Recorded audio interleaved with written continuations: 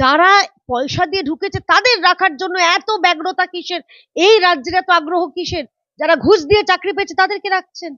মানে আপনি কি মা সারদা, যে আমি ভালোরও মা, খারাপেরও মা, ডাকাতেরও মা, চোরের মা, এরকম তো? তা তো নয়। আপনি তো রাজ্যের মুখ্যমন্ত্রী, আপনার তো কাজ, আপনি প্রশাসনিক প্রধান। আপনার কাজ হচ্ছে এই রাজ্যে যদি চুরি হয়, দুর্নীতি হয়, ডাকাতি হয়, আপনার সেই চোর, দুর্নীতিগ্রস্ত বা ডাকাতদের খুঁজে বার করে জেলে পোড়া। কেন ইডি কে আসতে হলো? কেন সিবিআই কে আসতে হলো? কেন রাজ্যের পুলিশ আগে তদন্ত করলেন না? এই প্রশ্ন তো আমরা করব। মমতা ব্যানার্জি জানেন, বিলক্ষণ জানেন, যে যদি এই যারা ঘুষ দিয়ে যারা চাকরি পেয়েছে তাদের যদি চাকরি যায়, তার টাকাটা ফেরত দিতে হবে।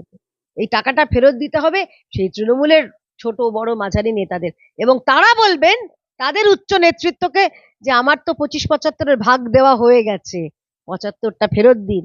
75 তো ফেরত দেওয়া যাবে না, এবং সেই কারণেই এই সুপার নিউমারের এই পোস্টগুলো তৈরি করা হয়েছে।